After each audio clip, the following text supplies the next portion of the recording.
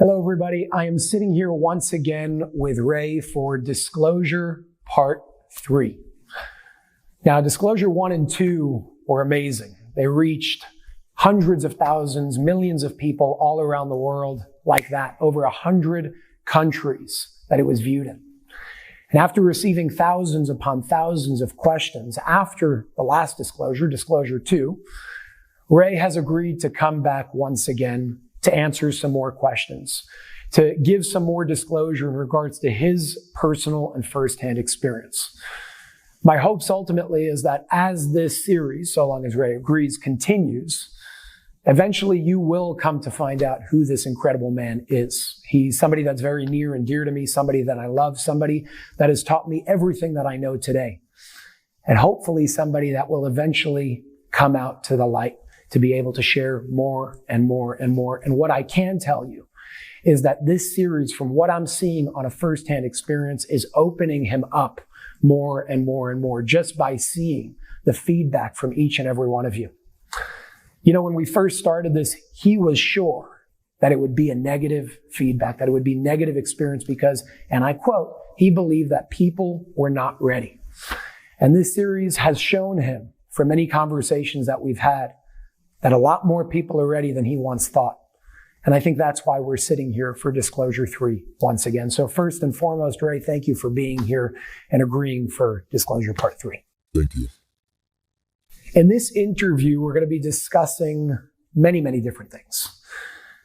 In Disclosure 2, we spoke about the tunnels, we spoke about children, we spoke about extraterrestrial life, and there were a lot of questions that people wanted addressed to expand on those topics. So in this interview, we are going to continue with some questions to bring some closure to a lot of your questions regarding the tunnels, the children, but more so to find out and understand how TLS does what they do, meaning past, current, and even future operations, very interesting operations that Ray has been a part of himself, and interesting operations that other people are going to be a part of as well. In addition to that, we're going to be speaking about extraterrestrial life in a very unique way and understanding what their role is and how their role plays into humanity today. Meaning, why are they really relevant to our growth as human beings today? And even more so, we're going to be discussing physical and spiritual technology. And I emphasize spiritual technology because if and when there is a next segment of disclosure, there will be a very big focus on spirituality and understanding how we can expand into higher levels of awareness and higher levels of consciousness. So I'd like to begin with a foundational question that a lot of people have asked since Disclosure 1 and even after Disclosure 2. Before you start your questioning, just again to refresh your memory, I'm asking no personal questions. Don't mention any names. You can refer to the people in any way you want, except for the name. For example, if you want to talk about the president, you say current president. If you want to talk about the previous president, you say the 45th president. Don't mention names and no personal questions. I understand. To begin, a foundational question that I think a lot of people have confusion on, maybe because it wasn't clear when you stated it. You keep speaking about this idea of reaching nirvana, and you keep giving a timeline of what you said many times within 170 years. Now, a lot of people say, I don't have that long to wait, including yourself. Are you insinuating and implying that we have to wait that long, or can that timeline change based on our freedom of choice and our actions? I'll try to make it as clear as possible this time. When I tell you 170 years from today, if you want to know the exact dates, when I first heard about it and I learned about this, it was December 21st, 2012. From that day, 180 years follow. That means December 23rd, 2192. That's 180 years that this nirvana will happen, whether we like it or not. No matter what will happen in this world, the shift, this nirvana, will happen by this date.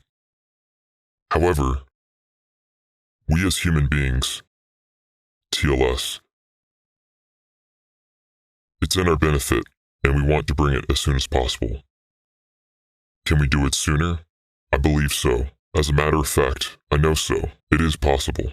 You could do it in 10 years, 20 years, 50 years. The sooner the better. But the original number is not 170, it's 180 years. Now it's 170 years from today, but it's 180 from the date I gave you. And that date is pretty much saying on December 23rd, 2192, by then we'll reach it.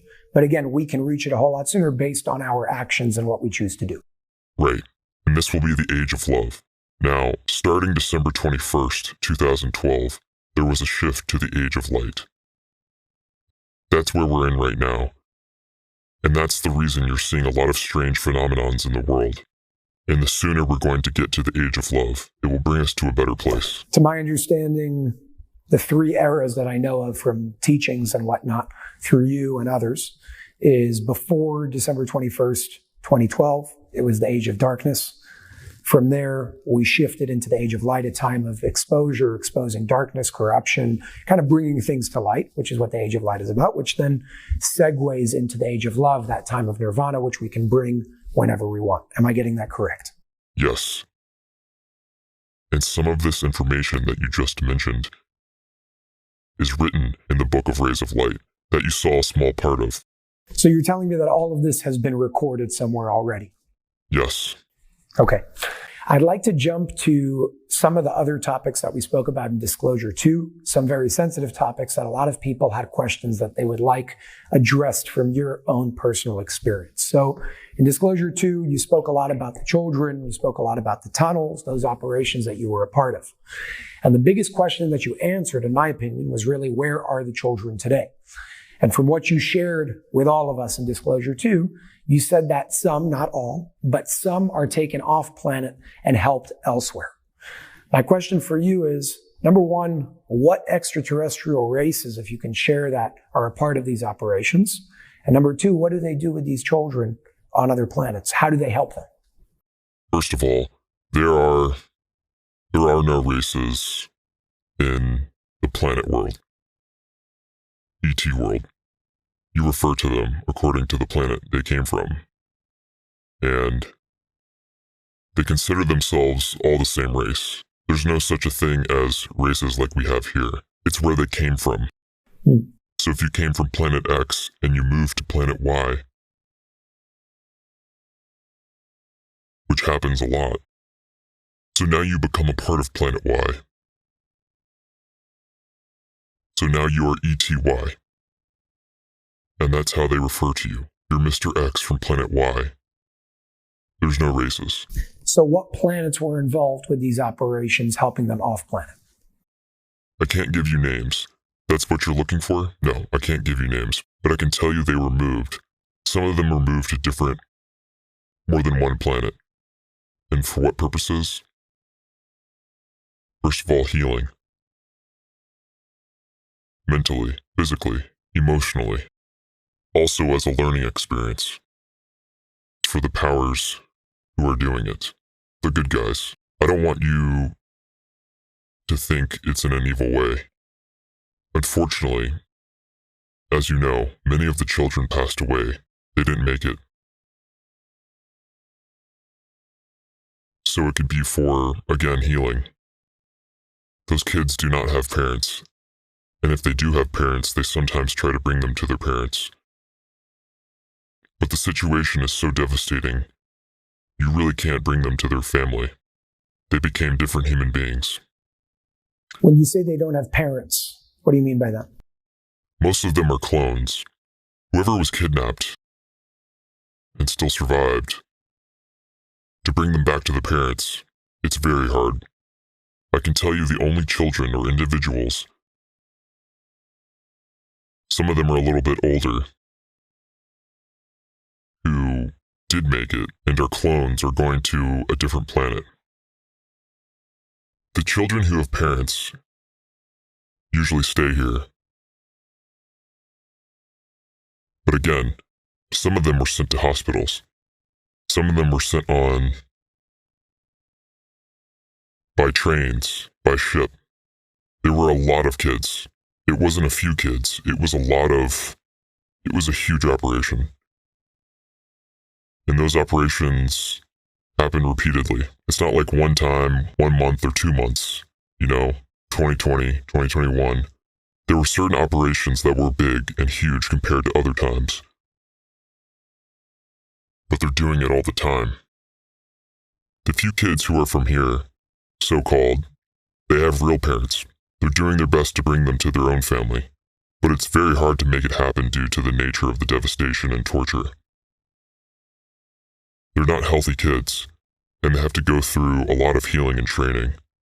The same way ETs can assimilate in our world here and transform to a so-called human being, they can teach children eventually to transform and become a part of them and assimilate in their world. Wait, let me just finish one more thing. Let's go back to Mr. X from Planet Y going to Planet X.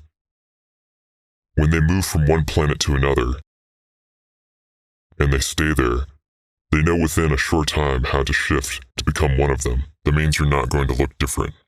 You're going to look the same. The same way they assimilate here, they assimilate in other places. They have the power to assimilate and become one of them. And there are exchanges. Like you have a student exchange between China and the US, so it's the same thing. They have an exchange, a mutually agreed upon exchange between the planets. They learn through each other. They share information. It's about improving the universe, not their planet only. Nobody looks on this planet as their planet. It's the universe as a whole, and it's endless. There is no beginning. There is no end. It's endless. We cannot even comprehend the science. Interesting. We will go into the extraterrestrial topic later in this interview with some questions that we have listed. With the children, there was a big question as well regarding, again, you mentioned crafts, you mentioned ships. And I believe in 2020, specifically in regards to the operation you were a part of in New York City, when it came to, call it rescuing or freeing the children, if you want to call it, at least a part of that operation, there was a naval ship called the U.S. Comfort, somewhere on the west side, I believe, of New York City. And there was a lot of noise about that, a lot of, call it like conspiracy theories about that. Did the U.S. naval ship Comfort have anything to do with the operation you were a part of? All I can tell you is that there was more than one ship. And I can't go into the details you're asking me, but the ships were used to transport children to different places. Trains, planes, and spaceships as well. Are you able to disclose whether or not the U.S. Naval Comfort is connected to TLS? I can't talk about this. I can tell you there was more than one, and they were used to transport kids. Yes, obviously those ships were under disguise. You can't say TLS is coming to pick up kids. But yeah, there were other ships. On TV for some reason, because it was connected to the Pentagon, I'm assuming, they spoke about this particular ship, but I cannot refer to details like that. You mentioned the cloning process. A lot of these children are clones, which is why they don't have parents. There were some individuals who asked, do clones have souls? Now, of course, you and I have spoken about that, but I want the audience to hear it from you. How does cloning affect the spirituality of a being? Everything that's alive has a soul. Everything, including plants, just a different type of soul. There's a difference between the soul of a dog and a human being. Of course, a dog can reincarnate as a human being, and vice versa. So the soul does a certain shift. But everyone has a soul, even if they were man-made. So let's move on to the next question regarding the tunnels, just to kind of give closure over here for those questions, because I don't just want to leave them unanswered. I do want to answer them and then move on to the really important and shifting conversations that we can have here. So you mentioned a train system that is operated throughout these tunnels, a train system that can take you from New York to Europe, I believe you said, within 20 minutes, a train system that you've been on. The question is, if these tunnels are operated by what you call evildoers or psychopaths, how is TLS able to take over them and operate them? Certain people in TLS have the knowledge of how to operate their technology, which in this case is the train. They have the knowledge how to do it. In addition, TLS has a method that could be used on certain people. We use the term transducing. I don't know if you've ever heard of it before, but that's the name, transducing. It's also written about in the book Rays of Light. The part you didn't see it. No, I did read that part. That was one of the other chapters that I received. The entire chapter called transducing. Oh, you did read it. Okay. All right. So the term transducing, I think that's the first time that anybody talks about it on video. But this method gives me the power, the knowledge and the power to transduce you. Meaning I could, let's say you are the train operator. I could make you operate the train and take me wherever I want to go without you resisting me, or knowing that I'm the enemy, so-called. A lot of people, you might call it hypnosis, but it's not. It's a different system that I can't really explain to you how it works. You could learn it. It takes a little bit of time, but once you learn it, you could do it. Obviously, once you are trained to do this, you got to do it only in the form of a mission. You can't do it because you want to play around, and so they use that as well. It can be used in many, many aspects. This is not something that came from a different planet. It's something that was introduced here on Earth. And it's very new. It's not that old. It's less than 10 years old.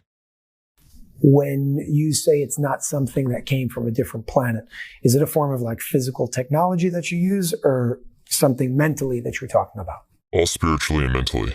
There's nothing physical. Well, the only thing physical is that I am. I will touch you or shake your hand or touch you on the back without you understanding. It would be very innocent. And through this, I could use your energy to transform or transduce whatever it is that I'm trying to do. I can do it while you're awake. I can do it to you while you're asleep. I can do it to you while you're awake and put you to sleep. There's many forms of how to do it.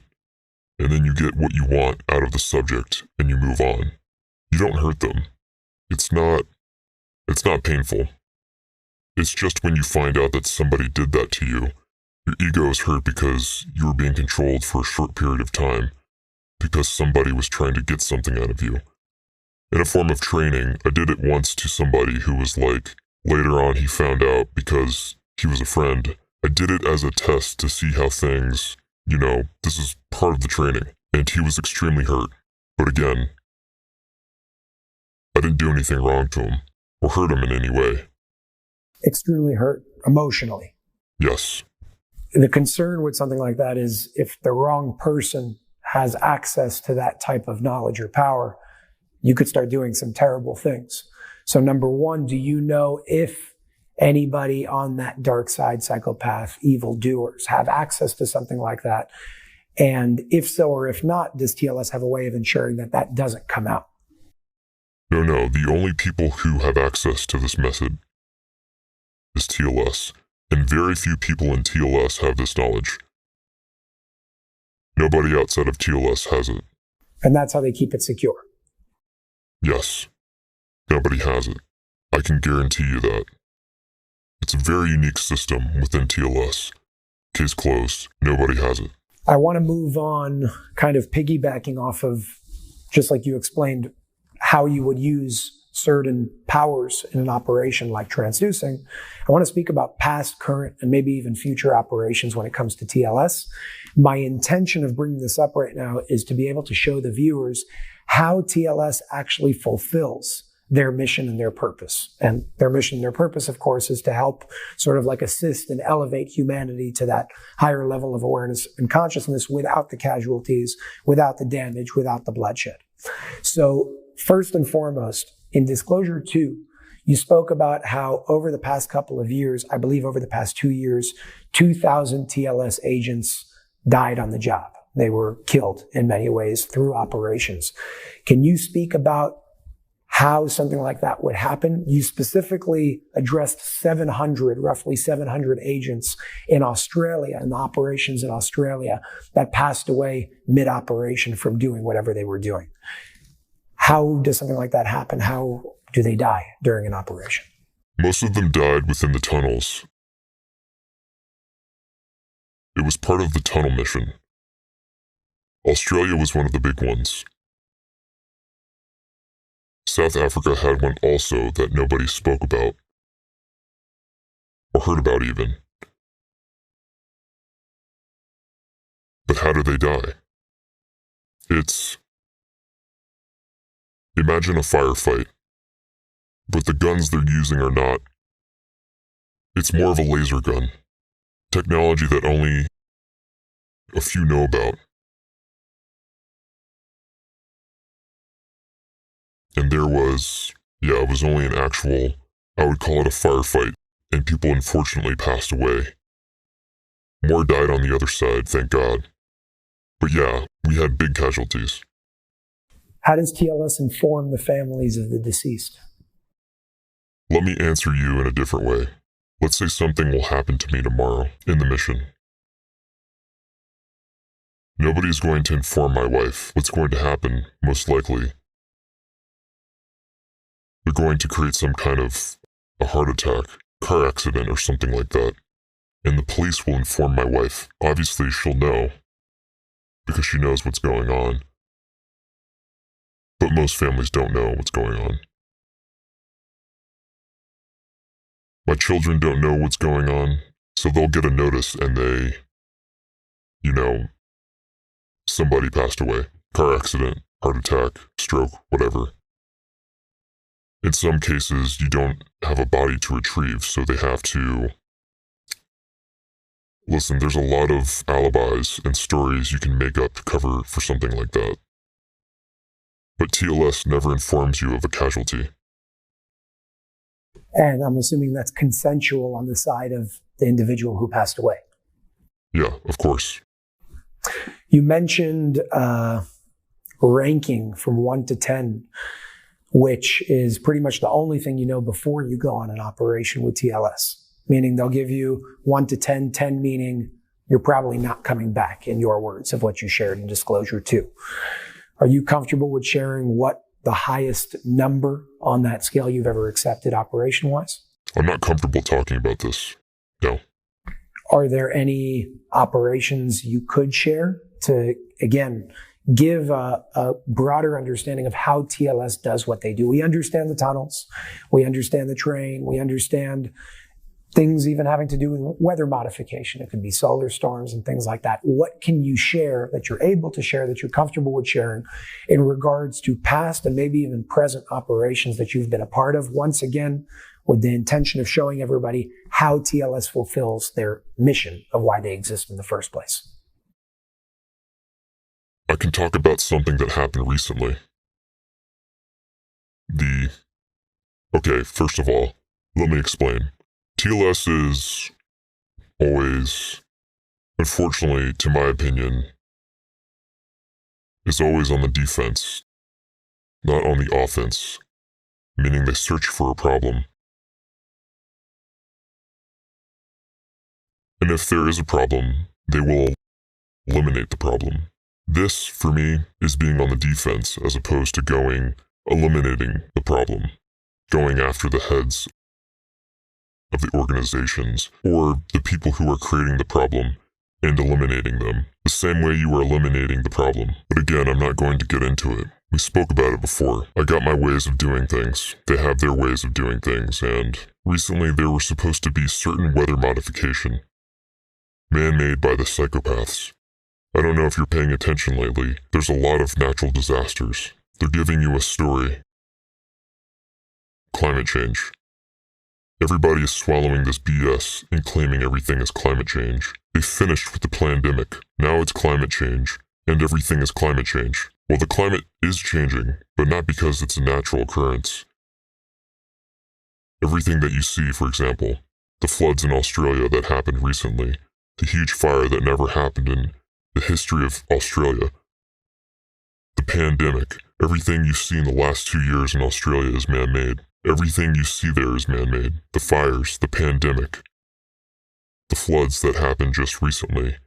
You hardly hear about it in the news. But I'm talking natural disasters that never happened before. The floods in Australia are huge. They should be talking about it 24/7. Instead, they're talking to you about the vaccines and the pandemic. And now it's Russia, Ukraine. There's always something. Why Australia before we continue? No, I just gave you Australia as an example. It's happening all over. So I'm giving you an example of Australia as something that happened, that was supposed to be eliminated and stopped. But TLS and other good organizations failed. However, most of the things that are supposed to happen are being stopped and eliminated. Can you give examples? I can give you an example that happened recently between the last 2 months. January, February, and March. An operation that I was involved with. We were supposed to get a tsunami on the east coast of the United States, especially New York Harbor to Boston Harbor. But I'm not talking a tsunami like what happened in Thailand, if you remember. I'm talking about a tsunami that the world never heard or seen before. It was stopped. Obviously, nothing happened. Nobody talks about it because it was kept quiet, you understand? There was another one supposed to happen in the Middle East. Israel and Egypt. It started in Cyprus, supposedly an earthquake in Cyprus that created the tsunami. For some magical phenomenon, nothing happened to Israel. Egypt was hit with a tsunami. Not a big one, but a tsunami. Nobody mentioned anything. I believe they spoke about it for 1 day, for maybe 2 minutes or so. And I believe if you're going to go on now, search it in your computer, you're not going to find any mention of it, like it never happened. That's another man-made. Most of the things, natural disasters that you've seen are man-made. Most of the wars that you see in the world, like the war we have now, it's man-made. It's planned. It's not a natural disaster that just happened. You understand? It's all planned in advance. The pandemic was planned. Everything is planned. There's no coincidences in life. There's no coincidences in politics. There's no such a thing. They will make it happen. Who? The psychopaths. Why? That's a different discussion. If you wouldn't mind, before going deeper into some of those operations and perhaps how you stop certain things, can you just briefly share to the viewers, and I'm sure many already know, the intentions of doing something like that, the intentions of destruction and chaos? Destroying the economy. Let's assume something like this happened. I'm talking a tsunami, hundreds and hundreds of feet, if not thousands. Huge. That means if a tsunami like this will hit Manhattan, for example, all the buildings would collapse. You take control over the economy. You take control over the people. You have a world emergency if it happens in more than one place. You have a world emergency. You declare an emergency. You declare one world government. Nobody will resist. People will say thank you. And that's how you take over. If anybody will try to make one world government now, there will be a revolution in the streets.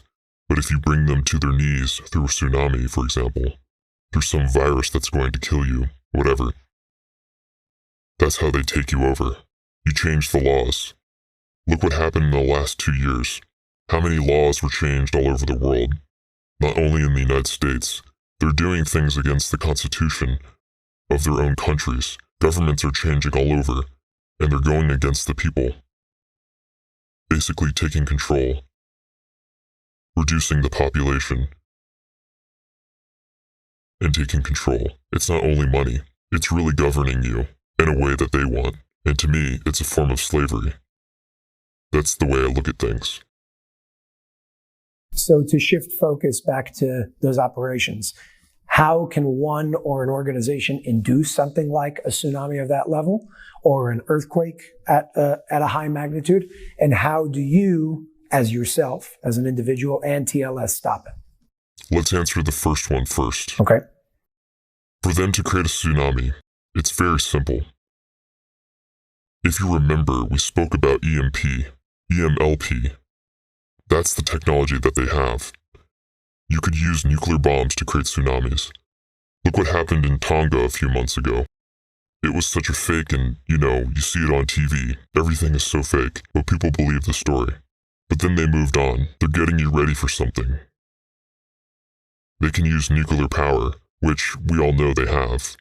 They can use, and I'm not talking about governments. Governments are meaningless, and governments are the tools to create whatever it is they want to create. The real rulers are the psychopaths I'm talking about. Certain families that are running the show all over the world, and they control the situation, so a tsunami can be created. They can create a lot. You've been talking to me about these ETs are coming, and they're going to attack the globe, and they're going to take over. That is a story that is being fed to the people for many, many years.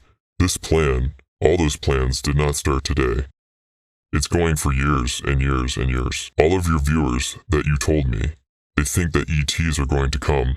They're going to take over the world. They're going to blow up the globe. No, this cannot happen.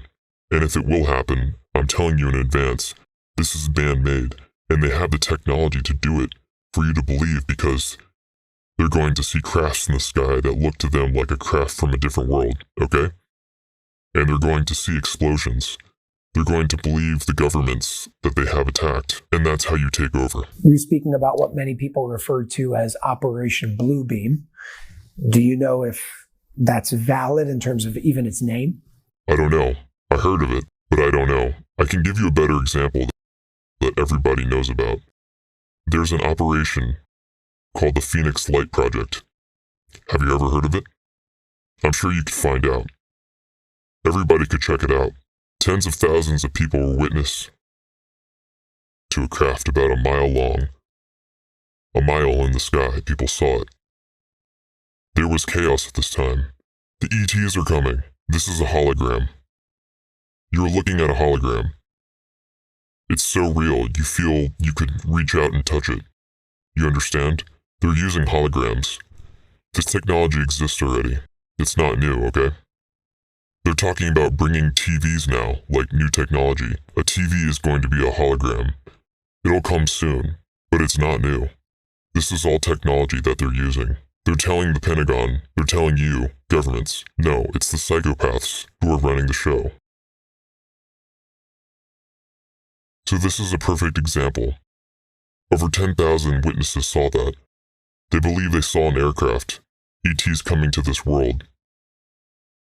Now imagine tomorrow, you're going to see thousands of aircraft, not as big, smaller, but aircrafts, coming in, flying all over the United States, Europe, whatever it is, and then you're going to be attacked. But those attacks will happen with real missiles.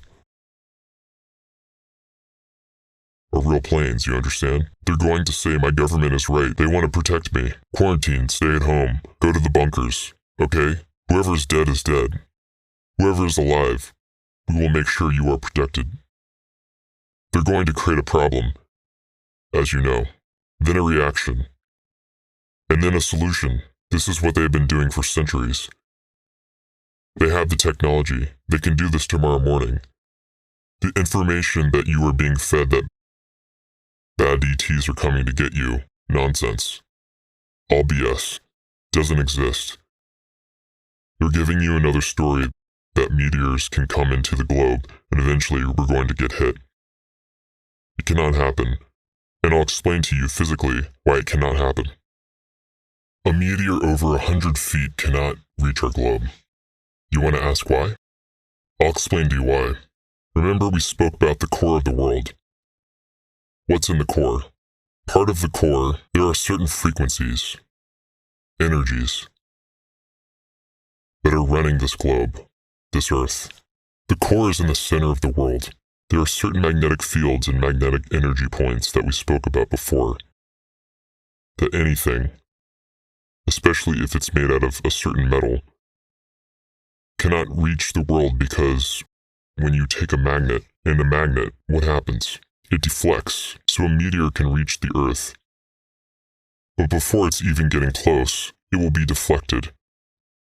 So all this bullshit that you're hearing about meteors cannot happen. And they know it. This cannot happen. The only way, you can get small ones. And if you pay attention, you hear about a small one dropped here, a small one dropped there. They're usually not with metal. And if they have metal, it's not much. And it's such a small portion that it doesn't affect the core. So yeah. Can certain pieces fly in and drop into our globe? Yes. But it will never be destroyed in the way they're describing it to you. But when they decide to make a plan, they'll blow you up with something and tell you, you see a meteor came in, we told you. I understand. That's very interesting. I've never heard that before. The only question that comes to my mind, and we'll go back to on topic with the weather modification, is the idea of, and right now it's just a theory really, of this idea that when there were dinosaurs here, there was a big meteor, massive meteor that came to wipe them out, which according to that story, again, I don't know all the proof over there because I'm not an expert with it, but according to the story, that would say that what you just said is false. But I've never seen it with my eyes, so I can't speak on that. Planets can destroy themselves with the inner energy of the planet. No planet can destroy another planet.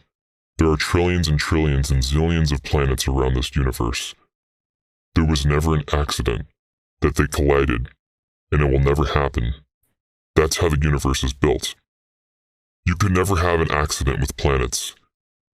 They could blow up on their own, eventually, after billions of years, because something energetic happened within the core of this specific planet.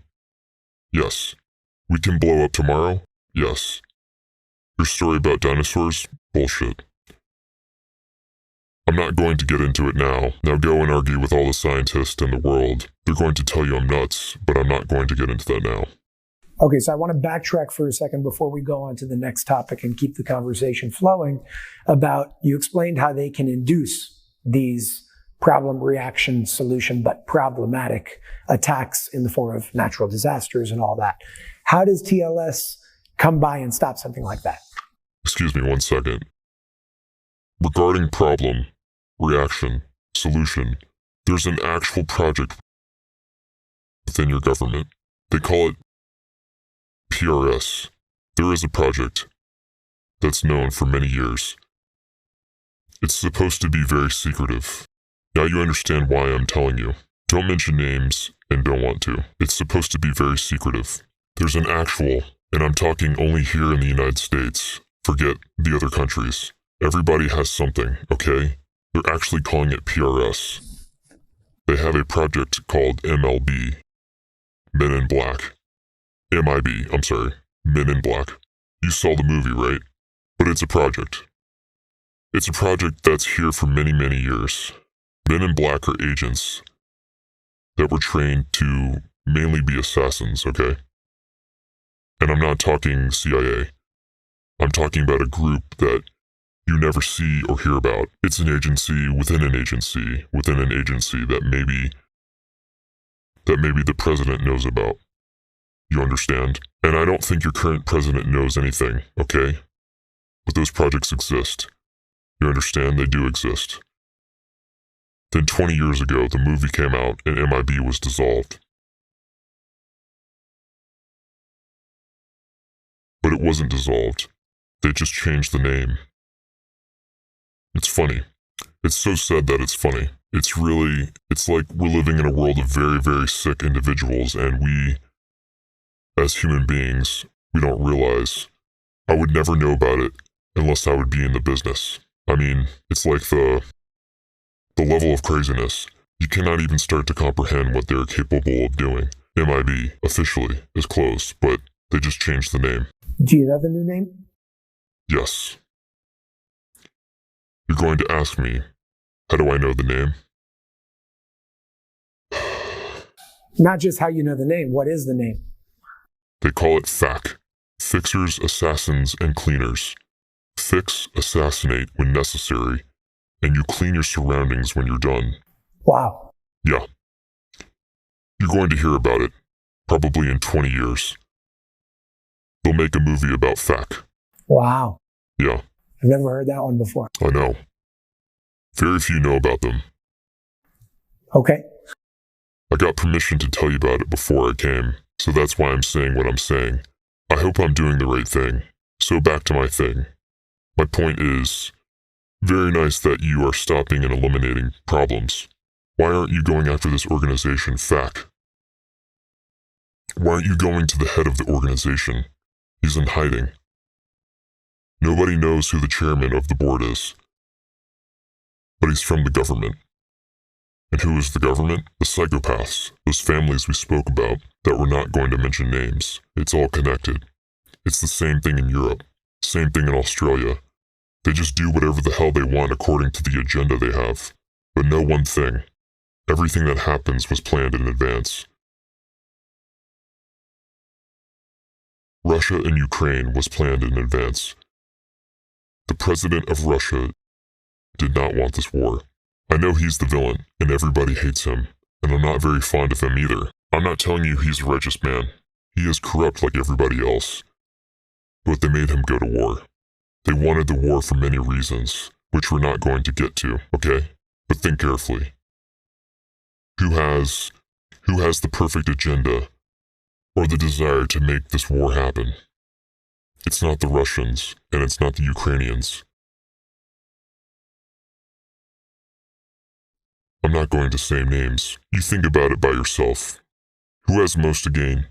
Same thing with September 11. Who had the most gain out of September 11? It's not bin Laden or his family. This is all made up stuff, made up stories, and we buy into it. Why? Because we're watching CNN and Fox, and that's where we get the information from. Of course, we believe it. Look what they're showing in Ukraine now. How the Russians are butchering the Ukrainians. Again, I'm not saying what Russia is doing is a good thing. I'm not supporting it.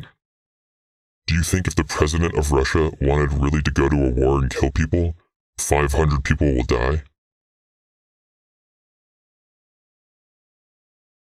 Why is he putting tanks and he's not using his planes?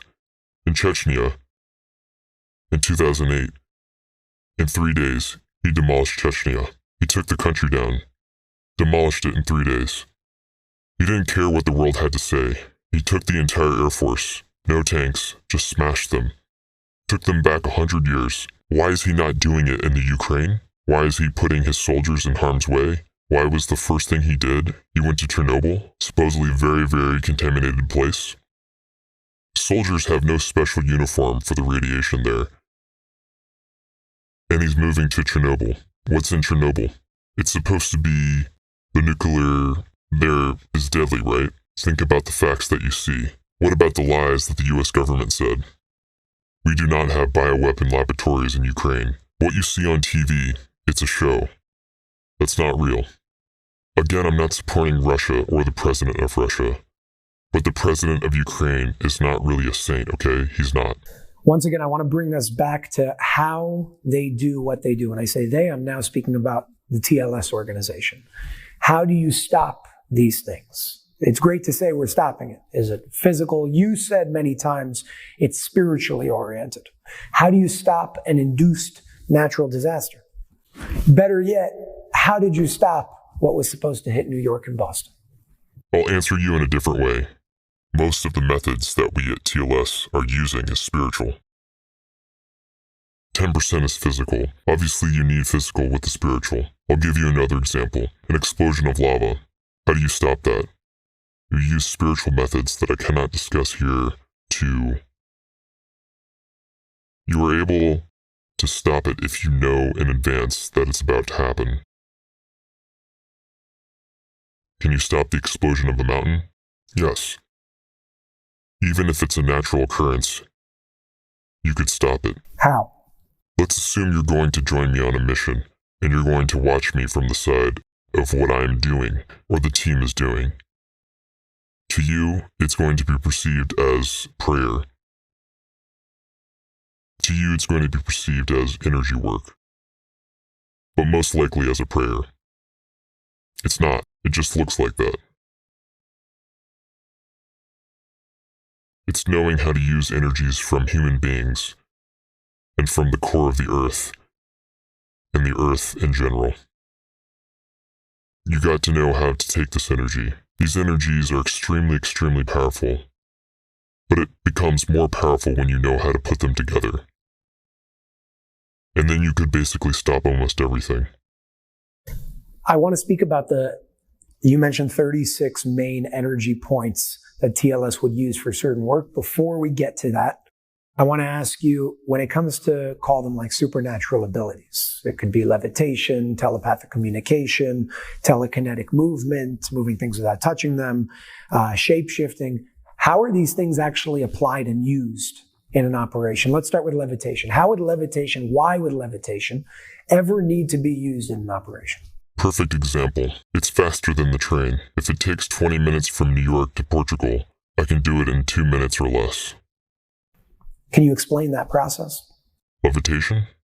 I'm asking that with regards to part of the teachings that you've taught me with the difference between an out-of-body experience and then what you would call an ascension, which I've never heard spoken about anywhere else. Out-of-body experience is you sit in your chair or you lay in your bed and you could basically separate your soul from your body. The soul can travel. Your body stays in place. This is out-of-body experience. You could do it for a short time. You could do it for a long time. You could travel places with your soul. Again, you do it for a purpose. There are different methods of how to do an out-of-body experience. Ascension means it's out-of-body experience, but the body comes with it. Is that what levitation is? It's combined with it. There's different kinds of levitation. Levitation where you could sit in a meditative. Let's say you're sitting down. You want to meditate. And you could rise up a few feet and float. Meditate. Come back. There's a levitation where you could levitate and actually go out of this room. And go as high as you want. But that's a different level of meditation. It's like you have different levels of teachings, different levels of gurus. Everybody knows what they know. It's all about the teaching. So when you start low. Eventually you could go higher. You can reach the ceiling, and then you could go out of the premises that you are in into the world. With the body. With the body. With an out-of-body experience. When the body stays, and you're going to come and check on me, you're going to think I'm dead. There will be no heartbeat. Is it no heartbeat or extremely slow? There is one heartbeat every hour and a half. Wow. No, it's really 180 minutes to be exact. Oh, so there's an actual numerical cycle with that. Yes. 180 minutes per beat. In terms of other abilities, take shapeshifting. How would shapeshifting ever be used in an operation with TLS? Let's assume you need to go and meet somebody as somebody else. So you shapeshift to this person, and you go for a meeting, and you could be anything you want. And the most incredible thing is that, let's say I don't want to speak Russian, and I shapeshift to the president of Russia, for example. I will be talking Russian without knowing the language. When you shapeshift to that form, are you still in your consciousness as Ray, but taking over just the form of what that body looks like? Meaning, would there just be a double of that president, let's say? Of course. It's exactly what it is. Does TLS ever use doubles for any reason? And if so, how? All the time. You want an example? You always want examples. Okay. I needed to travel somewhere for a job. But at the same time, I had to be in Europe.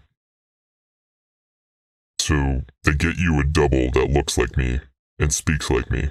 Even my wife didn't know it was a double. Now she knows because she's going to see the video, but yeah, and they can provide a double who speaks like me, who looks like me, and moves like me, does everything like me, and nobody will know the difference. Where does memory hold in that? Is there a brief after the fact that you have to be filled in on when you come back? When you become a double to take somebody else's place for a period of a few days, you need to train them on memory. You need to give them, like you're downloading information that only he would know. Because if you don't want his wife and kids or partners to know, He has to act normal. You're doing your best for those days not to interact with people. You stay low. You don't go to work if you don't have to. You don't go to dinner with friends if you don't have to. You stay away as much as you can. And then when you come back, they fill you in. So-and-so happened. Let's say the double went to lunch with my wife, my cousin, or whatever it is. So they tell you, listen, on this date at this time, you were having dinner or lunch or whatever it is. So if it comes up, you're not, you know what you're talking about. And it happened to me that people mentioned things and I was ready for the answer. What about the opposite? People mention things and you so-called forgot because you don't remember because you weren't there. Never got to it. I was always on top of it. I was always ready. There was one time that there was a double spending a day with my cousin for the whole day. Best time of his life, according to him. And I met him. I met my cousin, actually a day and a half later, and he was talking about the day, and he never understood it wasn't me. Look, it's so weird. It's so unbelievable that even somebody will tell them, this is what's happening. Nobody's going to buy the story. Nobody's going to believe you. It's like things that nobody talks about. Nobody knows, and nobody can comprehend, because it's not only making a body double that looks like you, he talks like you. If you have an accent, he has an accent. You understand? Everything is the same. How do they do it? I have no clue. I want to move to those 36 energetic hubs, points on Earth. You mentioned that there are these main points. TLS uses them for work. Are you able to share what these points are and maybe some of where these points are around the world? Well, there are 36 points and 1,800 subpoints throughout the world. It's the same like when you charge your cell phone. I would go there to charge my body, myself, my soul.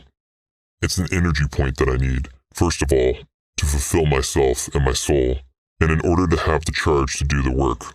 So you would go to the point, charge, do what you need to do, and then go elsewhere to execute an operation or a mission. That's one way of putting it, yeah. There are many variations. It's not like one way that you describe it. With the exception of Israel, because you already shared that in Disclosure 2, can you share, overarching, without too many details, where some of these points are?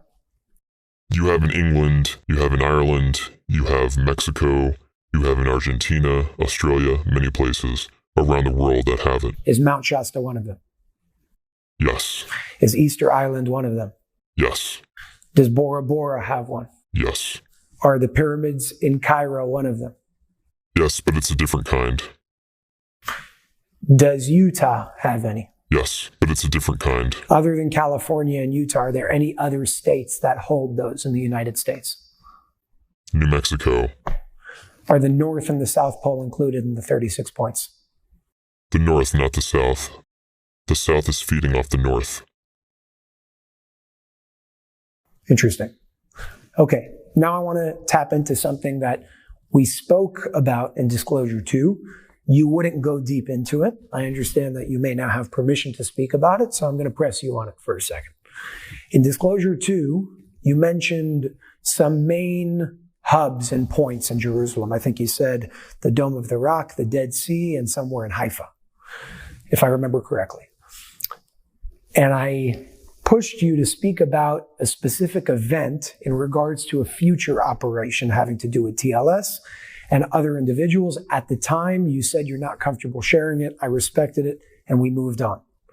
I'm going to ask you again, partly because we spoke about this before we started recording, and I understand that you have some form of permission to disclose some information. A lot of people ask, what is this event in Jerusalem that you're talking about?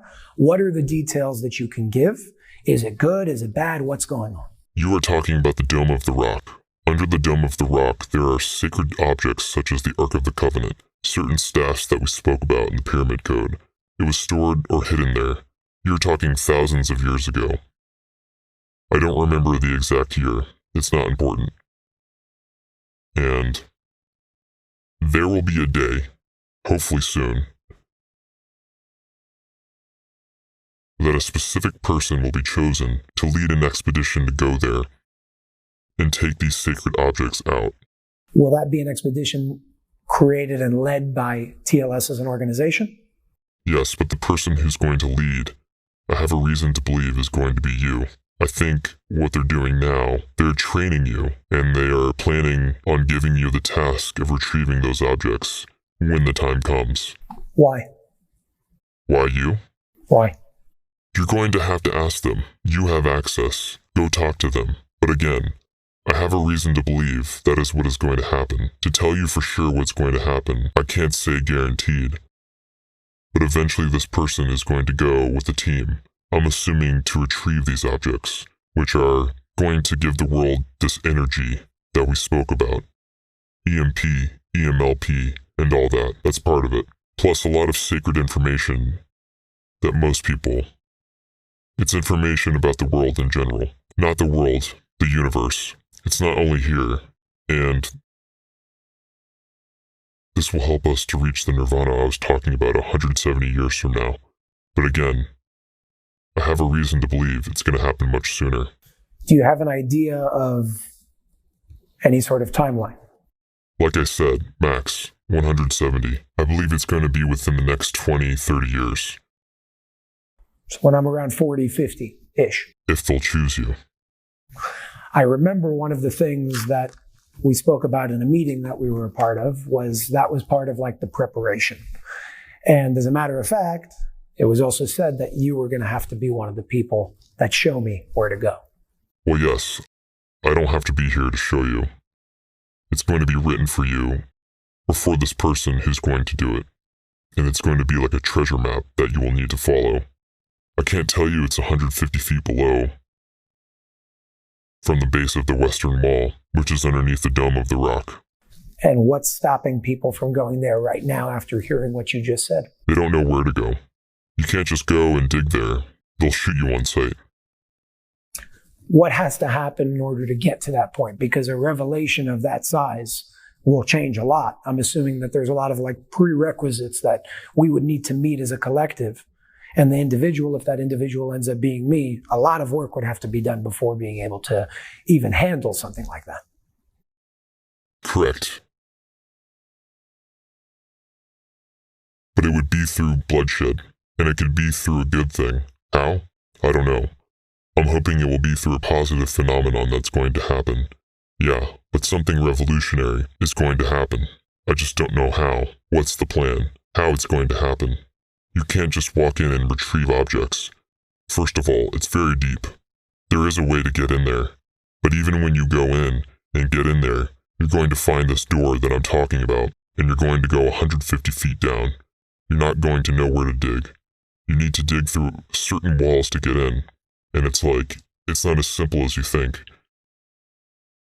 And not only that, you can't just go in and take it. You got to know how to do it in order to not physically get hurt. What do you think these objects and the revelation of these objects will show to the world when they are revealed? Sacred information, universal information.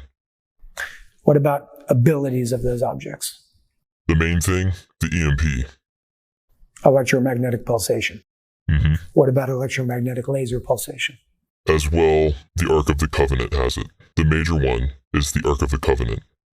If TLS knows where all of this is right now, if you know where all of this is right now, in the times that we're in right now, why not go and do it now? I'm nowhere near ready to do something like that, but why not just do it with somebody that's ready to reveal something like that? Well, they're going to tell you the world is not ready. I happen to agree on that. But before I would go in and try to retrieve that, I would eliminate the psychopaths. That's my way of doing things. Eliminate. You could do it quickly. You could do it very efficiently and quietly. And before anybody knows what's going on, you take control. And then you can go in and give more information to the people and go in peacefully and take those objects out and use them for good things, because EMP is a very positive energy, but at the same time, very, very negative. You could destroy the US in 2 seconds with EMP. It's very easy for them. It's like transducing. It could be done in a good way or a negative way.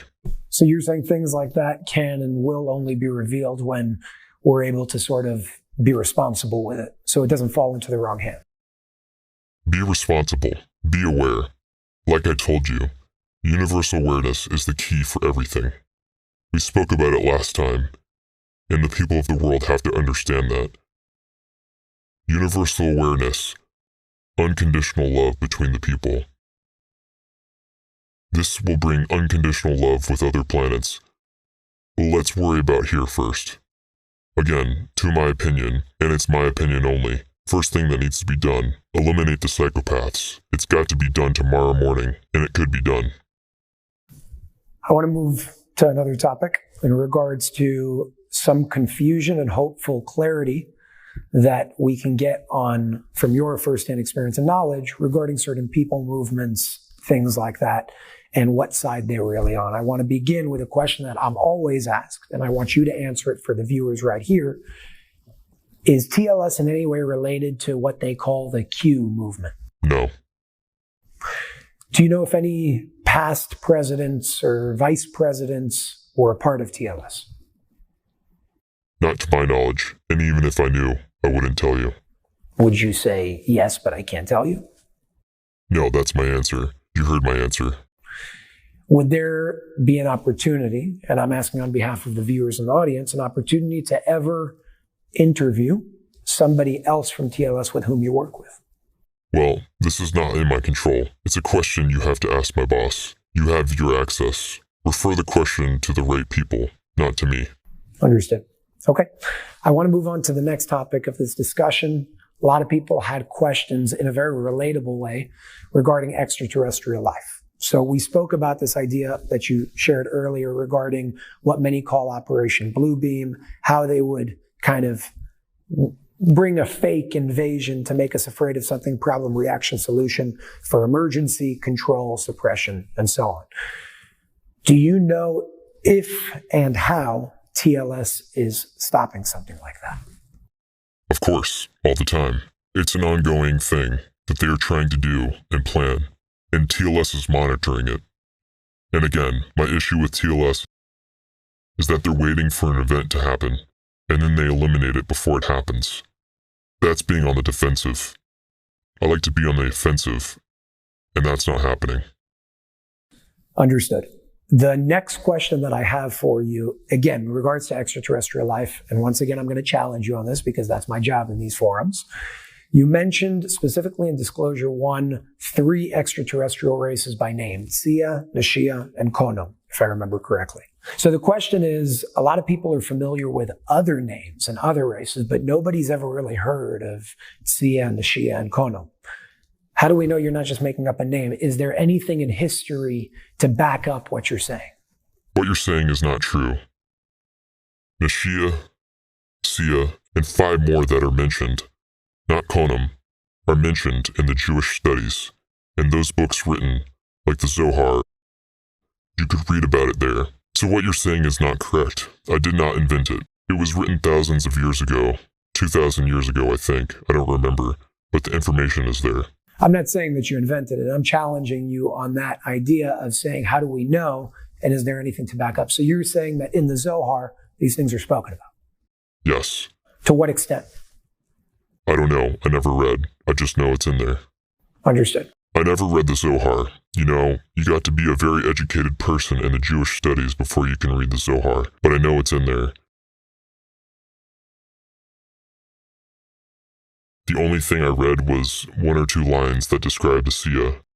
So I read that portion in the Hebrew version, of course. It's mentioned there.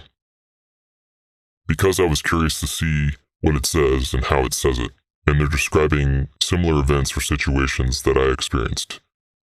It's not written in regular Hebrew. It's a different kind of way. It is Hebrew, but different. It's not easy to read it. So yeah, I did read it. Not the whole Zohar, of course, but I just read this information because I was curious to see what it says. Gotcha. And regarding inventing or not inventing, this whole video that you're doing, how do your viewers know that you're not making this up, you know? You can't really prove it until something will happen. All I'm going to tell you is, watch the recent history and current events, and you're going to see what I'm telling you makes a lot of sense. People are brainwashed. From the day you're born, when you're going to kindergarten, they're brainwashing you with stuff already.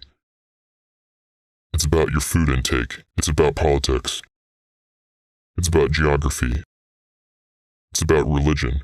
Religion is a major thing. They're brainwashing you. Doesn't make a difference what religion you come from. It's all brainwashing. Now, it's very hard to take a person like that and try to convince them otherwise.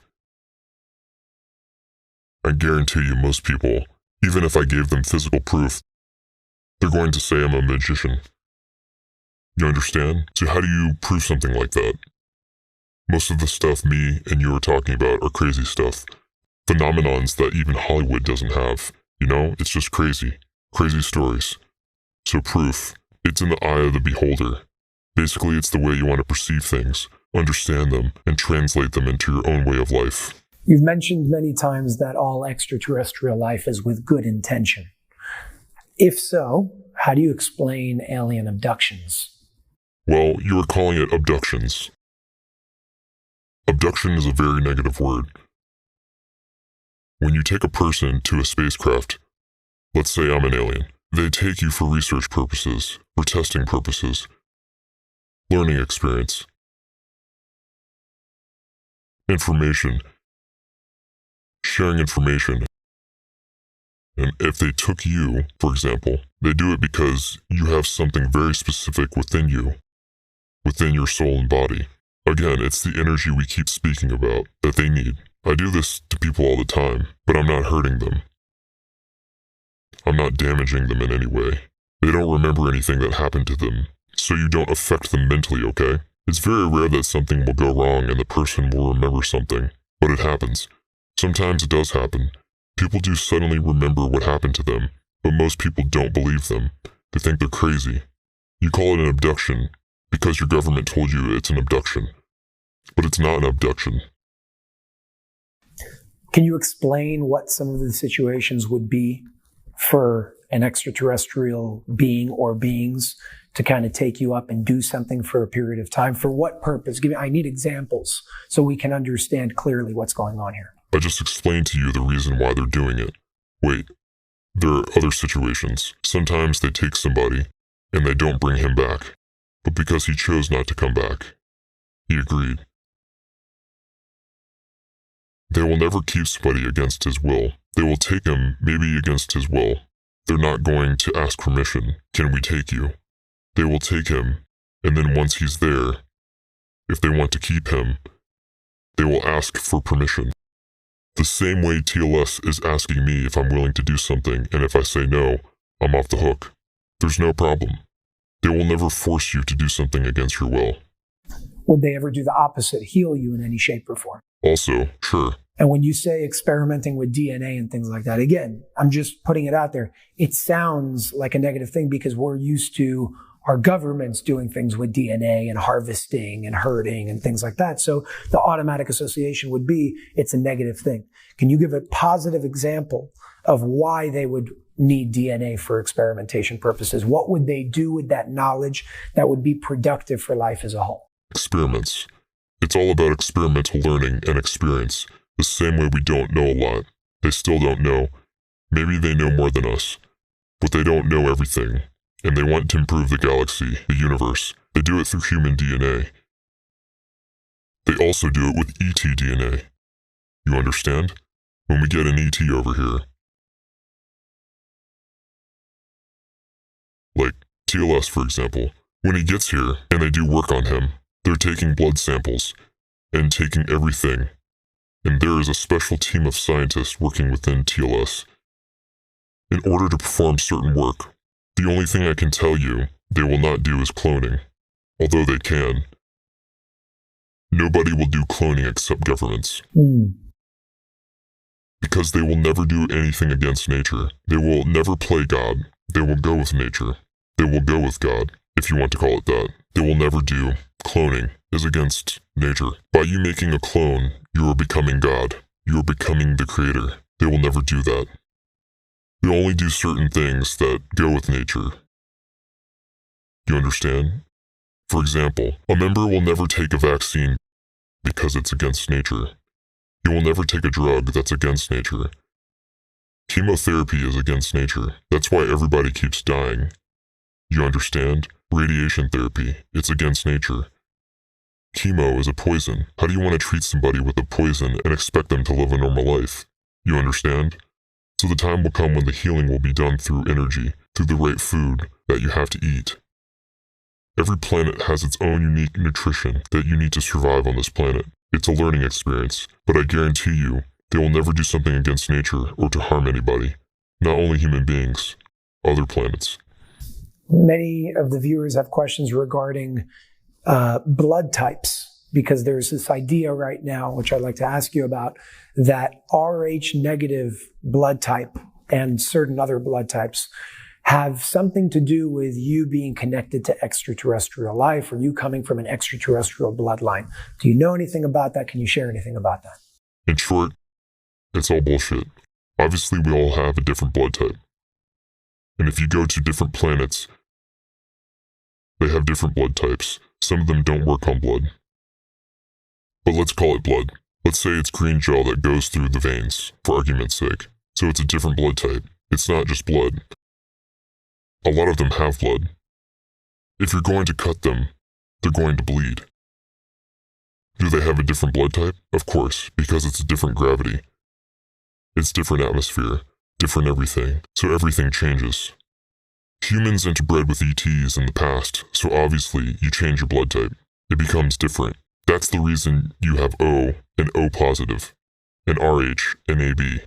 Because originally, when humans were created by the Creator, it was one type of blood only. Within the years, it's changed because of interbreeding. So pretty much we all come from everywhere, and there's no real difference between all of us at its core. Exactly. I want to move on to the last topic of this segment of disclosure, all about technology. And we're going to start with physical technology and end with spiritual technology. And hopefully, if we could do another one of these, we will speak a whole lot more about the spiritual realm, the spirit realm, other dimensions, how things like that work, and so on. But technologically speaking, I believe, and many share this view, that if we actually understand the power that we hold right now in the technology that we possess, we'd be able to know the power that we can access both physically and spiritually. So beginning with physical technology and moving to spiritual technology. Number one, a lot of people speak about med beds. Do they exist? And if so, how do they work? They do exist. How do they work? I don't know the technology behind it, but they do exist, yes. Who has possession of them? The psychopaths. Does TLS have possession of them? No, if they had one, I would use it myself. Do extraterrestrial races have possession of them? No, it's man-made over here. Would TLS benefit and would extraterrestrial life benefit with having possession of them, or do they have something better? ETs don't need them. They have their own sophisticated technology purely working on energy.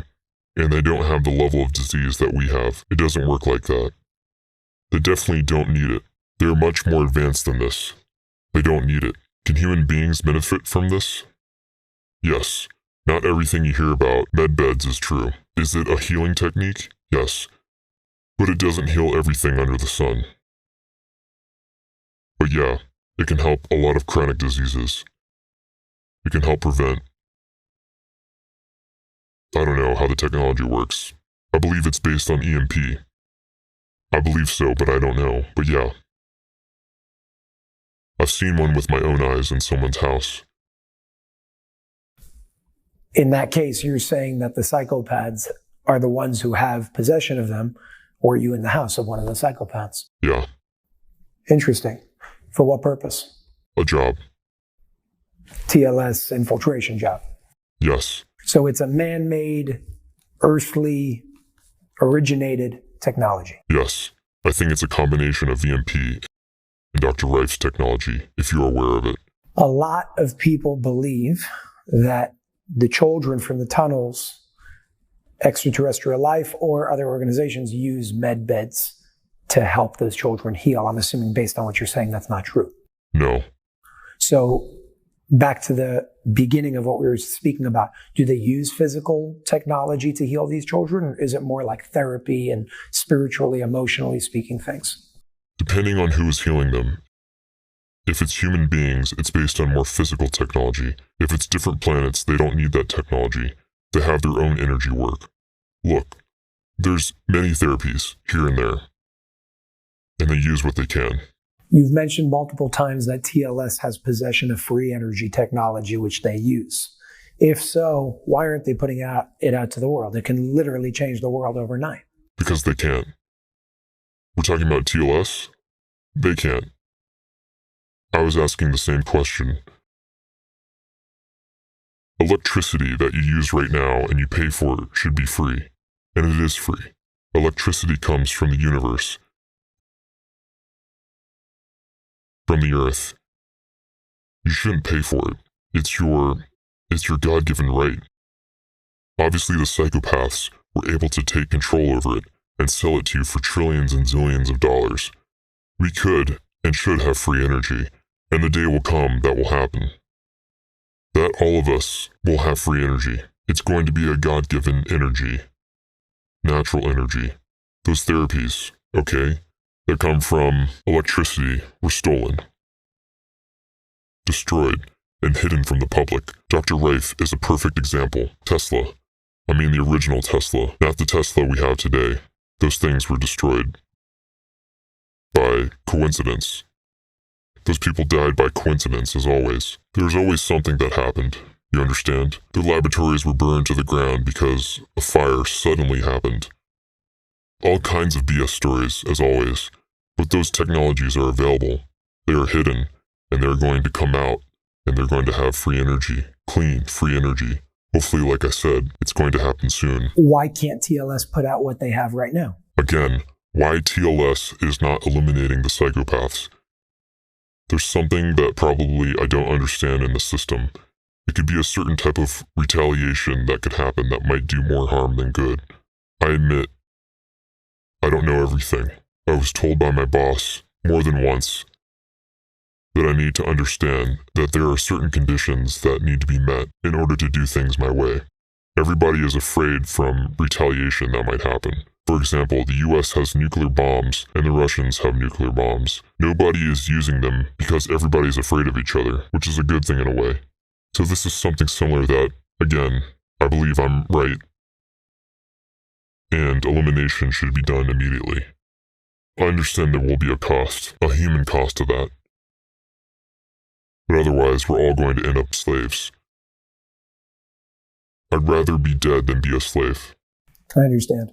Regarding the, once again, physical technology that TLS has possession of, I would say the biggest concern, my concern and many others, is when technology develops in the way that we're developing it right now, there's the consequence of radiation and what's going on. I understand that TLS in many cases uses microchips with their agents consensually. Nothing's behind the scenes. It's all done in open eyes with transparency. But then the question arises with microchips, what about the negative side of that radiation? Does their technology work in a different way? Is it possible to produce and develop technology that's super high tech, even higher than we have right now, without the radiation consequence? There is no radiation. It's a beautiful technology. So they have the ability to develop technology that works in many of the same ways ours does today in the regular common world, if you want to call it, without the radiative consequence. It exists. They're using it. It exists now. It's not technology they have to develop. It exists. And is that a part of what will come out in due time as free energy comes out and so on and so forth? I don't think we're going to need it at that time. It's being used now because it's covert operations and they use it for communication. Can you give examples of that technology? You're talking about the chip? It's a chip that goes into the human body. And you can talk to your team without having a phone. So it acts as a phone. Well, the chip is. There's not one. When you get it, you get two. One on one part of your body, and the other on another part of your body. It's in two places. And those two creates a communication effect. At the same time, it's a GPS. They can know where I am. If something happens to me, they know where to find me. If something physical happened to me, they can know. But the main thing is to communicate. They listen to my conversations, and I can talk to them when I need to talk to them instead of calling somebody with the phone. Would you say they're listening right now? Yes. Do you ever feel that your privacy is being invaded? No, because I agreed. All consensual. All consensual. If you want to ever remove those chips, are you able to do that? Yes. I removed it already 3 times. By force or with their help? No, I told you, if you want to take it out, you take it out. And it's always listening, or you have to do something in order to call it, like turn it on? For me to make a call, I gotta press something. On the body? Yeah, I was given it again just recently with the January operation. We needed it for the job. Having to do with weather modification? Yes. Understood. I want to shift over to the spiritual side of technology to really bring this segment also to a close before we go into the whole spiritually oriented things, so long as you agree to doing another segment of disclosure. In this case, I guess it would be part 4. But spiritually speaking, technologically speaking, do you use any physical equipment or items to help you connect spiritually? Like, are there physical tools that bridge the gap between the physical, tangible world and the spiritual, intangible world? Yes. Can you speak about any of those tools? No. You've taught me about many different, I call them Bibles. I know you're saying that's the wrong translation, which you can explain. Without going into the Hebrew words, which you taught me through, I would call it like the water Bible. Again, you can correct me, the dream Bible, the I Bible. What are these things? I call them a form of spiritual technology in terms of what they're able to do. Can you speak and elaborate on those topics? You call it the Bible because you translate the Hebrew word that I gave you. The translation is Bible, but it's not Bible. I would call it knowledge of water energy. This would be the right translation. Just in Hebrew, it says Bible. So this would be the right word. Can we include mysticism in there? There is mysticism in every Bible, so yes. So it would be, instead of the water Bible, the knowledge and mysticism of water, the knowledge and mysticism of dreams, the knowledge and mysticism of the eyes, and so on and so forth. You could use this language. Okay, I want to start with the water portion, because I want you, to the extent that you can speak about it, explain how these forms of spiritual technology, because it's really knowledge applied, how these forms of spiritual technology work and kind of what they allow you to do when you learn it, when you're given access to something like that. Well, first of all, to clarify, I'm not an expert in the field. I don't have the knowledge. When it comes to the water? Yes. Why? They didn't want to teach me, and when I tried to do it behind their back, I got caught. And I was punished for it.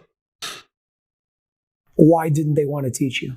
They didn't trust me with the knowledge. Very simple. Meaning you may abuse it in a certain way. Yes.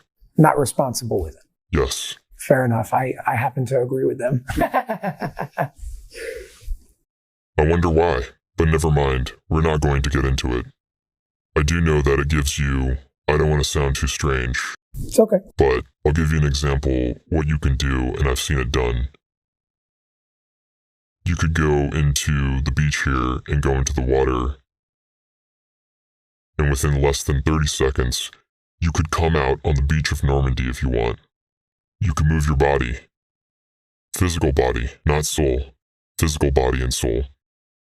And 30 seconds later, you would be there. You could go to the beach on Tel Aviv, have lunch, and come back less than an hour. By the way, to clarify, the reason why I agree with them is because you would probably do something like that. As a test. But you're not supposed to. No, you're not supposed to. So pretty much if you have access to that knowledge and information, from what it sounds like, you'd be able to like teleport through water at very high speed. Correct. Understood. And how would something like that ever be used for an operation? You could hide underwater. Let's say if something happened in an operation, you need to hide. It's a perfect place to hide. You could go into the water and not come out as long as you want. There's no problem. Let's shift to, again, I call it the Dream Bible, call it the knowledge and mysticism of dreams. How does that work? What are you able to do with it? And by the way, I'm asking these questions not for entertainment purposes whatsoever. I'm asking these questions to show what's possible. Because I believe that if you know what's possible, that's the first step to be able to do something and go in that direction. What are you able to do with the knowledge and mysticism of dreams? How would it ever be used? I can influence your dream. I can talk to you while I'm making your dream, creating your dream. I can make sure for you not to remember, or remember according to what I need. I could make you do things through dreams and also use trance-inducing while dreaming. And how would that be used in application for the right reasons? Let's say my son is now in Israel. For example, I'm going to give you a stupid example, which was more of a test, and I miss him, and I want to be with him while he's asleep. I can be there physically, without leaving my home, and enjoying my time with him. Come back. You will not remember what happened in most cases. Sometimes they do, and if they do, they think it's a dream. Somebody was really there. I could go into someone's house while they sleep and search the home without being there physically. You understand? No. Okay. Psychopath is in France. I'm in New York. He sleeps. I could influence his dream to a point where no matter what I do, when I come into the house, he will never wake up, including his bodyguards. But you said that you're not there physically. So I could do it both. I said I could do it physically or not physically. I can search the house and I don't have to be with the physical body.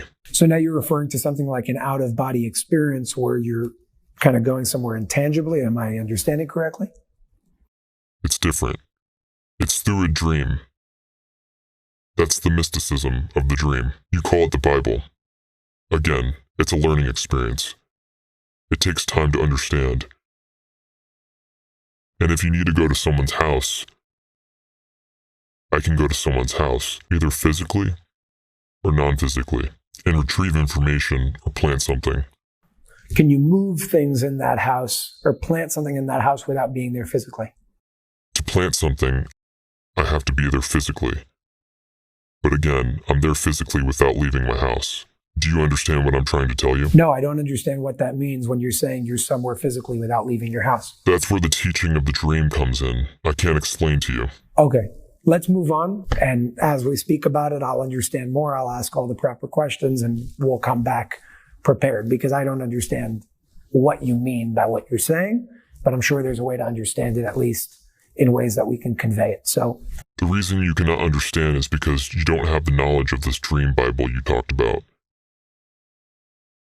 So no matter what I tell you, unless you're going to sit down and learn this, study this information, I don't think anybody will understand it unless he has the knowledge firsthand. Let's shift to the I Bible, the knowledge and mysticism of the eyes. What are you able to do with that? How does it work? This is totally different. First of all, there is a science here on Earth called iridology, I believe.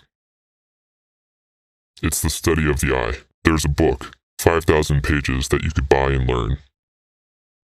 There are doctors who are using it. They can find cancer through your eyes. They can see tumors, and they can see blood issues. They could see a lot of things they could. Even if you are good enough, you could even find emotional issues with a human being through his eyes. So that's the physical part of it.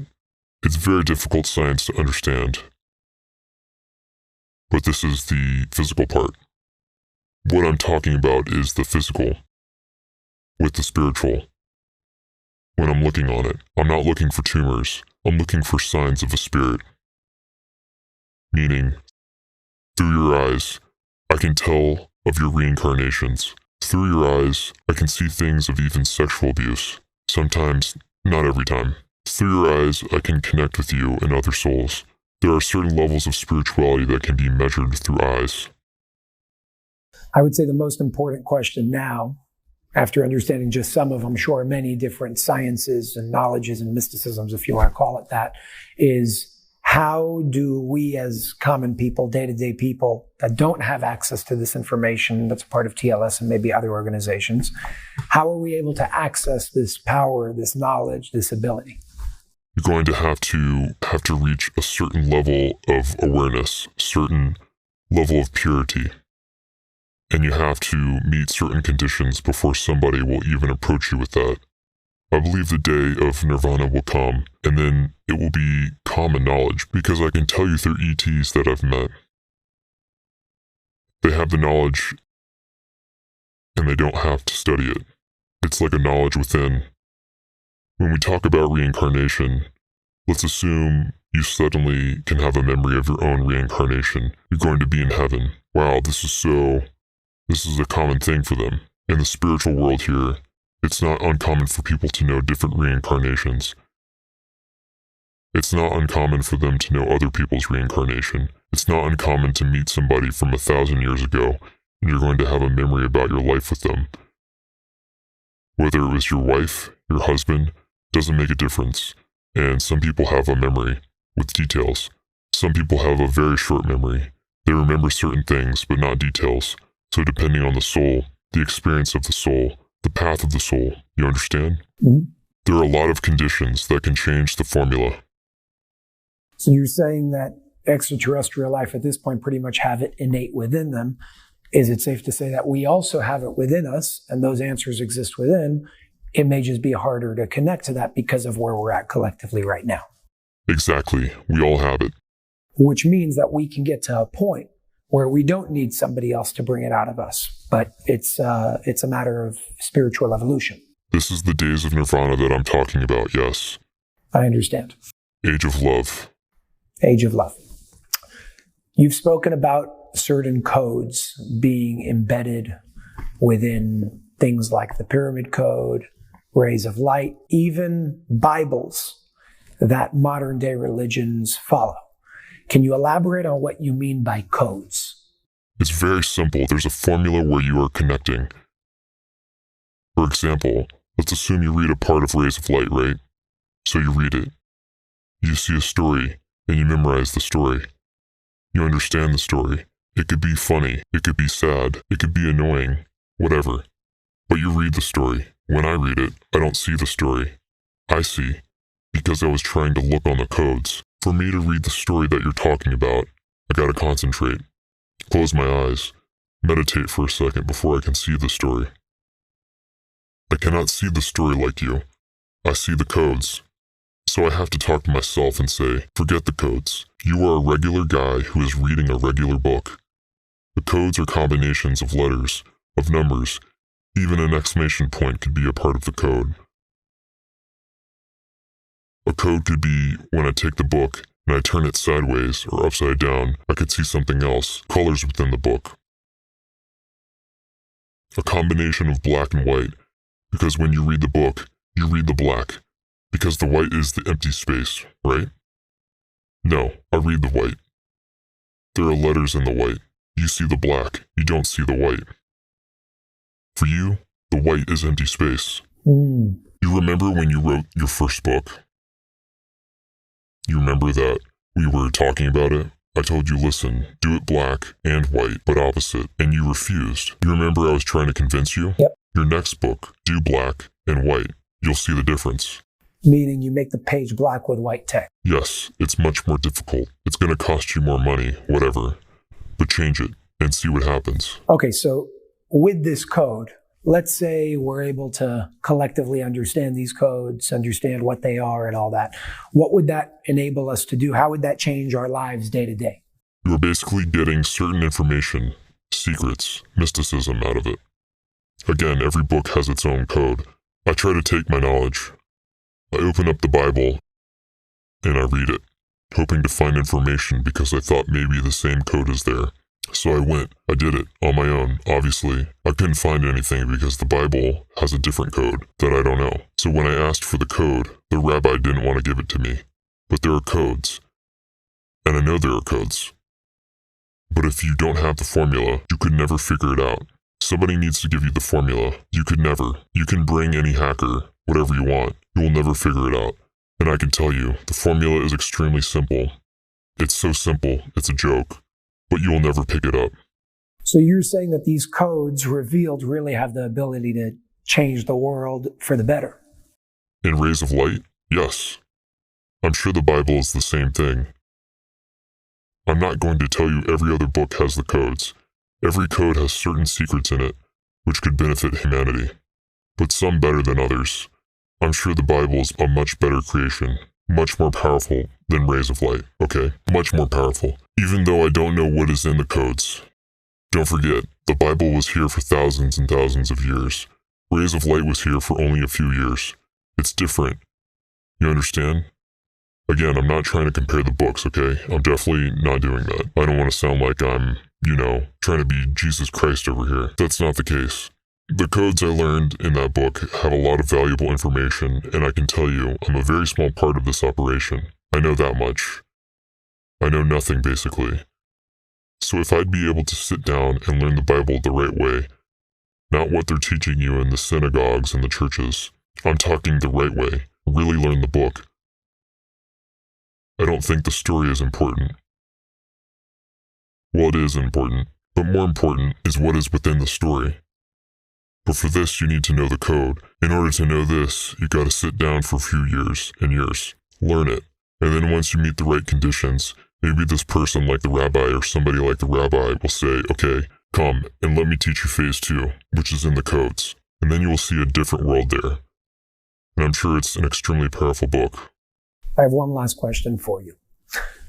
If these codes are so powerful, if these codes have the ability to create a worldwide revolution, from whatever books we're talking about, whether it's the Bible, Rays of Light, the Pyramid Code, or any other ones that we're not referring to here, why are they not being released by TLS in this moment right now?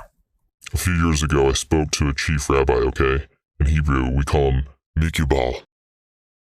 Those specific rabbis, I'm talking about regular rabbis, okay? Not the rabbi who was my teacher. There are regular rabbis, regular human beings who are extremely knowledgeable within the Bible. They have extreme knowledge, and they know a lot of world secrets through the Bible. And I asked one of them, if what you're saying is true, that the codes are there, and the information is there, why aren't you not releasing it? He said, we can't release it. It's upon you to sit and study it. Learn it. Know the information. And when you will be worthy of it, then we will give you the code. And that's upon every human being in this world, not only Jews. And he was a rabbi, but you need to come. It's upon you to make the effort and do it. We're not going to feed you the information. It's your job and your responsibility to do it. And this was a regular rabbi that I spoke to in Israel, who is very well known. And he's like, known as a very, very intelligent being, spiritual being, okay? And he gave me the same answer. The world is not ready. The real question is, what determines what's ready? And I'm going to answer that because you already answered that. But I'm going to answer that in my own words from your answer to the audience to bring this whole thing to a close. And correct me if I'm wrong, but if I understand what you're saying, it's not this idea that TLS is here or other organizations and leaders and people are here to be your authority and your mom and your dad to tell you, I'll give it to you when you're ready. If I'm understanding correctly, they're there as mediums to act as kind of like assistants in revealing what we choose we are ready for to be revealed. Meaning instead of them just coming and saying, okay, you did this, now here's here. That's like an authority sort of way of doing things, which I think is kind of part of that old paradigm in the old world.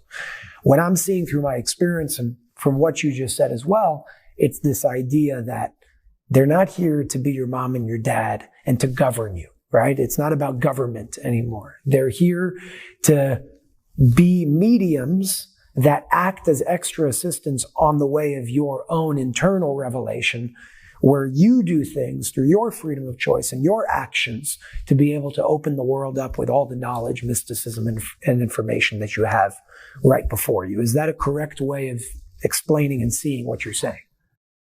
100% yes. Before we bring this to a close, I want to ask you, I hope you say yes. Are you okay with doing another segment of disclosure, specifically on the spiritual essence of this world, how things work, other dimensions, life after death, things like that. Would you be comfortable with not just coming back and doing another one of these, but also speaking about those topics? I will answer you after I see this video. As you remember, I need to approve of the content that you're putting in, so I understand. I will give you an answer after that. I will see the complete version. Fair enough? Fair enough. With that, this is what brings us to the close of Disclosure 3. I hope there's going to be a fourth one. I believe there's going to be a fourth one. We will do our best to make a fourth one, meaning I will do my best to make sure that he says okay. But from everything that I'm seeing, it's really up to all of you. Again, this isn't an authority telling you what you're ready for. This is just the medium acting because of you guys, because of your feedback, because of what you show that all of you are ready for in our next phase as humanity of evolution. So let's just keep moving forward. I really do believe we're on the right track. I think we're on a beautiful track. I understand that externally on the surface, there's a lot of chaos and kind of everything that's going on may show the opposite. But if there's anything that I've understood over the past couple of years, it's that chaos is the biggest problems and obstacles. They're the biggest opportunities for growth and expansion. So I do believe, and I would say I even know that we're on the right track because we see it. And the world is waking up, and the fact that this series is happening and millions of you around the world in over 100 countries around the world are watching it is the very proof of that. So I thank you all for tuning in. I invite you all to send in your questions, to send in your feedback, both the supporting ones and the skeptical ones, because all are important. This is about not waking people up forcefully, but waking each other up together. So I look forward to the next segment, so long as Ray agrees. I thank you for your time. And as always, I love you and I appreciate you. And really just thank you for becoming more and more open to be doing things like this, because I can tell you and I can promise you, as you've seen in the comments that I've shared with you from the audience, it's only good. And people are ready and people want this. And it shows in what you would call the court of public opinion, as you said in Disclosure 2. So again, thank you. I love you. And I hope we could do this again. One thing I have to say, I think you're very brave for what you're doing and coming forward like this. If I can help in the future, if I can do it, I will do it. I have no problem to do it. I'll be more than happy to. And thank you for the opportunity.